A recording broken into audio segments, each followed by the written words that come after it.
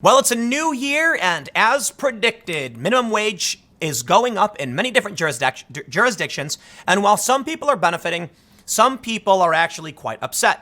I got two stories for you.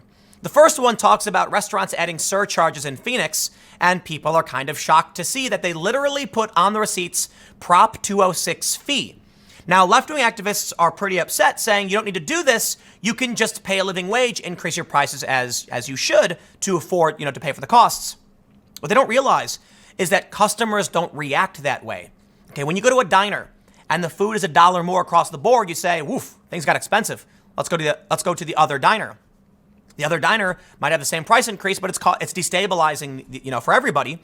So they're trying to explain to you why the costs have gone up. Let's read the story. I got another story here. This one is from WAND-TV, which talks about Central Illinois employees benefiting, but also the cost to employers.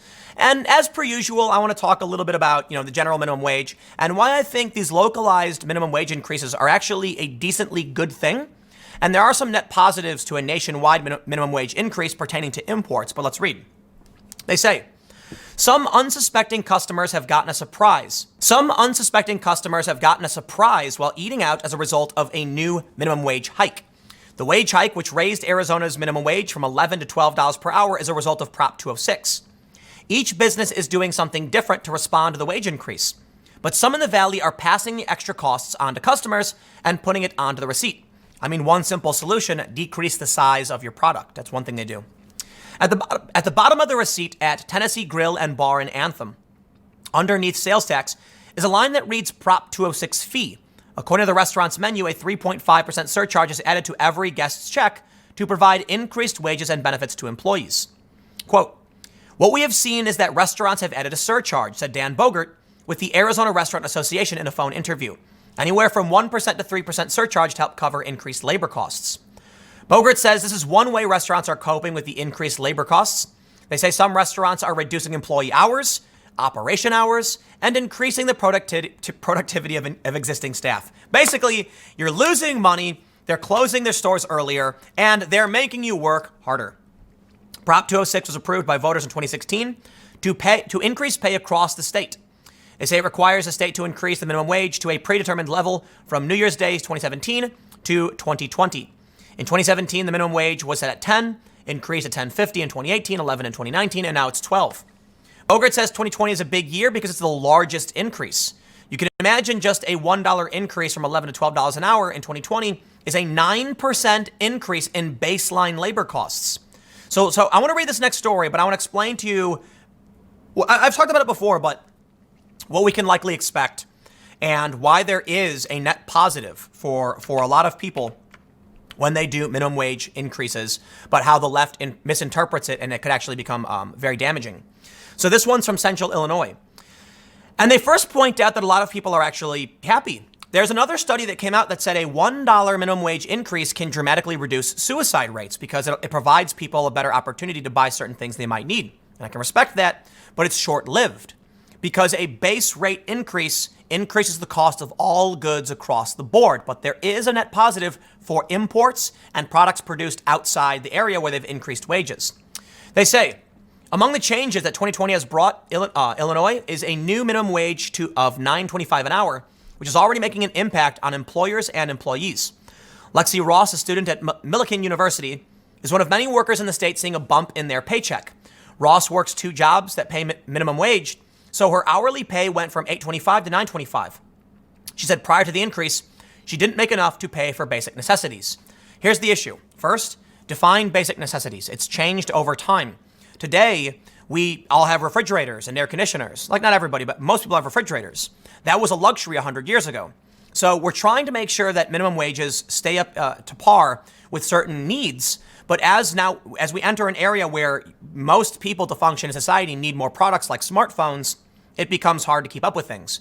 But would you consider a high-end smartphone a necessity? Not really. You can buy a crappy smartphone for like $50. I'm not exaggerating. And it's got everything, internet. One of the challenges is that the basic standard we all want to live is harder to achieve. But does she have food? Does she have shelter? That's the question I think should be asked. And I think it's fair to point out, raising the cost of rent, it is hard to pay rent when you're making almost no money.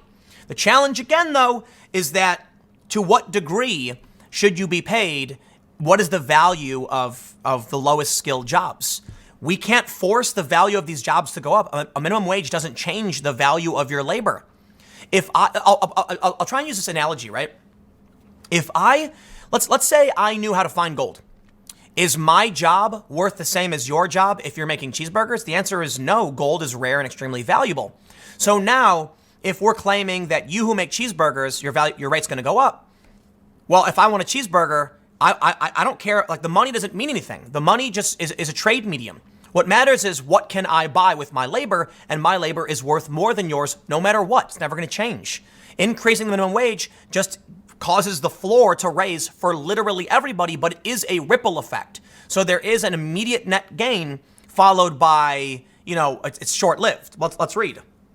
They say with minimum wage going up, I'll actually have a chance to somewhat be on time with electric bills now and not have to struggle to make ends meet. She said $8.25 isn't a livable wage for literally anybody in the state of Illinois.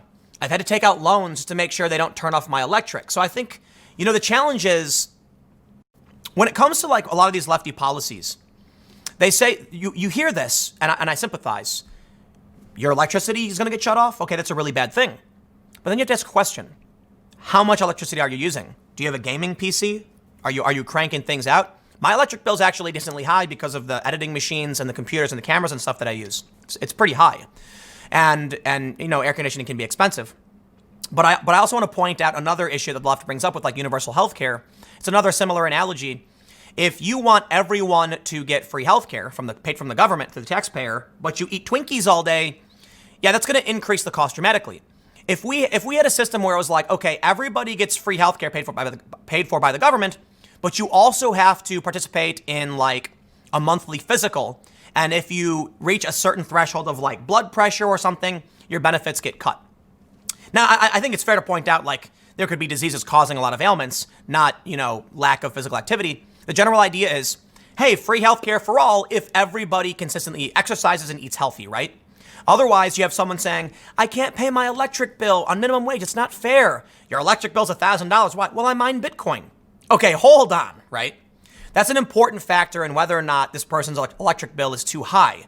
Are they watching TV? Are they leaving Netflix on overnight? These are things we should ask. They say the state minimum wage will increase several times over the next 5 years, eventually becoming $15 in 2025. While Ross is appreciative of that trajectory, she acknowledges there could be a downside. I'm scared to see it go all the way up to 15, just because I know prices are going to start going up too. Just because they're going to see that everyone's making more money. So that means they have more money to spend. No. Wow, stop. I can't believe it, man. It's so hard to explain to people. It's frustrating. If the lowest skilled worker can make one widget per hour, and everybody needs widgets, when you increase the cost of producing the widget, literally everything else goes up in a ripple effect. The person who takes the widget and converts it into a widget system now has to spend twice as much money because they require double the widgets, or because widgets are more expensive, right? So somebody who makes a widget sells it to somebody who crafts widgets into a widget machine, and now they say, wow, I needed 10, but it costs an extra $5 per widget.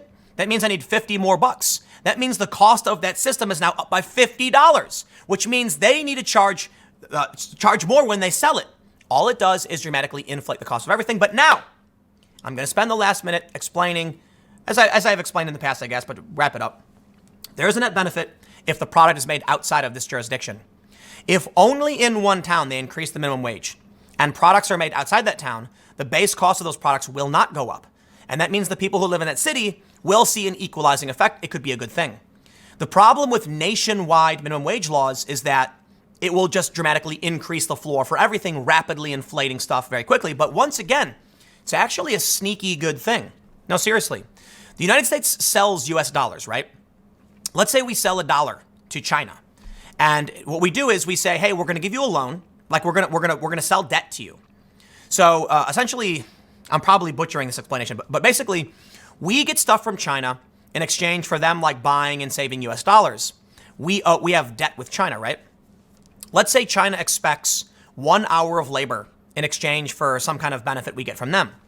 If we increase the minimum wage and the cost of everything goes up, that debt we have with these foreign countries becomes worth less. deflates, it like devalues the debt other countries are holding. So the more we increase the minimum wage, the less valuable foreign debt becomes. So there is a net gain to it. The inflation can technically be a good thing in that regard, but ultimately I think it's a chaotic force. So we need to be careful about how it's implemented, because when you do blanket sweep, like when you do these blanket increases and you do it too fast, you shock the businesses. Walmart, Starbucks, and these big corporations are fine. Small businesses suffer. So while there could be weird economic net benefits internationally, I don't know if it makes sense for the most part. And we need to ask questions about, while I certainly don't like the idea of someone getting paid $9 an hour, who am I to argue what the value of their labor really is? And when they say they can't pay certain bills, we are not scrutinizing what their bills are, and therein lies a big challenge. Now, Michael Bloomberg's response was it's important to tax the poor so they don't buy things that would kill them. I disagree. I think if you want to mine Bitcoin in your own home, that's your responsibility. You're free to do so. But when that bill comes, don't complain you don't get paid enough to pay that bill. Try selling the Bitcoin. I know I'm kidding about the Bitcoin thing, but some people play video games all day and they rack up big electric bills, and then they're like, I can't pay my bills on this salary. And it's like, well, then stop using that much electricity. It could be very well so that she's talking about basic heat and her stove or something, and then I can respect she doesn't make enough. So there is a serious challenge in that we have jobs in this country where you can't live at a certain standard, like not even below poverty levels, where you're like, I don't cook food in my kitchen because I can't turn the stove on. I think at a certain level, we need to make sure that as technology improves, we do gradually increase access to these technologies. But I think it's also fair to argue that decreasing the cost of producing these things is the path towards getting the lower class access to these things, and capitalism has done that. Whatever, I'll leave it there. This is another stupid segment. This is a stupid day. The news is stupid. All everyone's talking about is Iran. I'm so bored with the whole thing. So hopefully the news changes. I don't know, whatever. I'll see you tomorrow at 10 a.m. I might do another live stream tonight at youtube.com/TimCastIRL. Whatever, I'll see you then. Take care.